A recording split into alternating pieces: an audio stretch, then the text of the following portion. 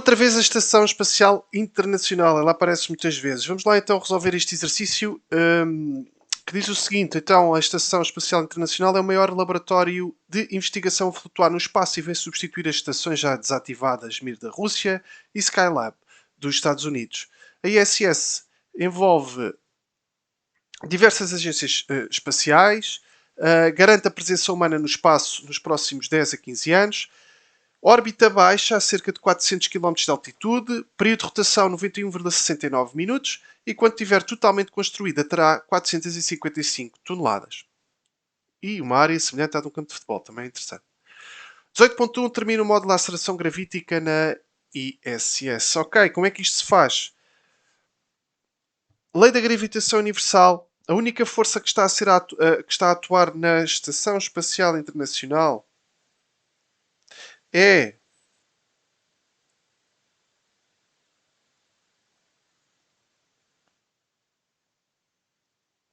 a força peso. Okay? É a força com que... Portanto, posso dizer que a força resultante é igual à força gravítica. É a única força que está a atuar na Estação Espacial Internacional. Okay? Então, repara, muitas vezes isto sai, ok? Isto sai sempre em testes. Igualas a força resultante igual à força gravítica.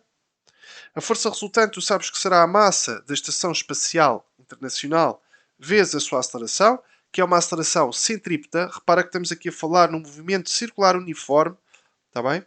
Porque eles não dizem aqui, mas isto é um movimento circular uniforme que tem um período de 91,69 minutos. A força gravítica é igual a quê? G, massa do satélite, massa da Terra sobre o raio da órbita ao quadrado. Está bem? A massa do satélite a massa da estação espacial pode cortar e, portanto, repara que já podes, a partir daqui, determinar a aceleração do satélite fazendo G, massa da Terra, sobre o raio da órbita ao quadrado. Está bem? Agora era só substituir por valores.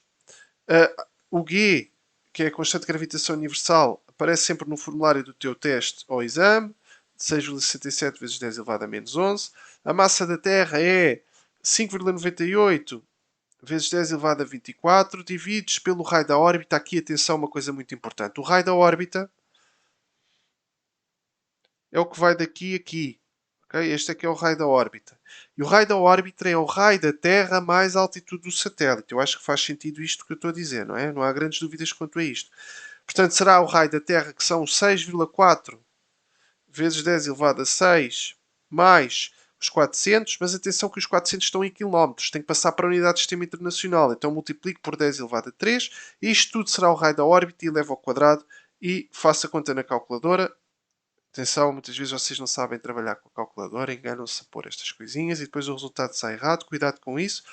Dá então o resultado, deixa-me lá ver aqui, que eu já tinha feito antes, não pus aqui, pus na calculadora, 8,63 metros por segundo quadrado. Esta seria então a resposta. Depois, atualmente, a estação ainda não está pronta,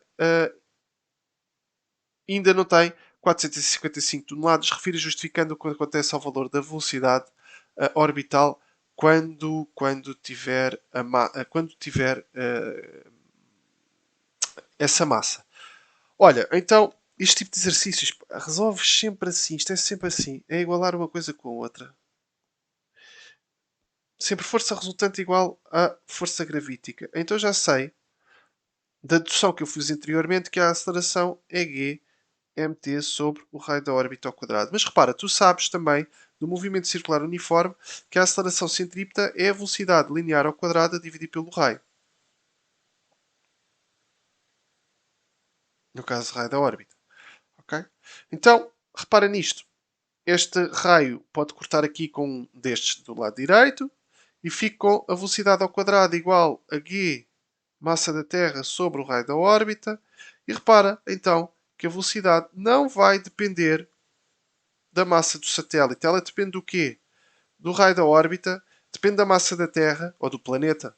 Okay. Muitas vezes pode ser, às vezes, para esses exercícios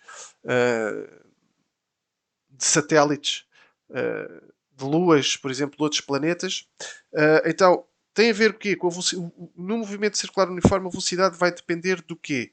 neste tipo de situações, da constante de gravitação universal, da massa da Terra e do raio da órbita. Está bem? Portanto, respondendo a esta pergunta, não altera nada. Está bem? Não altera o valor da velocidade orbital. Aliás, até porque eles dizem aqui, mas isso é interessante, eles dizem aqui que o período é 91,69 minutos. Está bem? Portanto, também sabes que a velocidade é igual a W ao quadrado R. W é 2π sobre T. Ok? Eu estou ali por cima. Mas pronto, eu penso que ficou claro aqui o exercício. Obrigado por ter estado desse lado e até breve.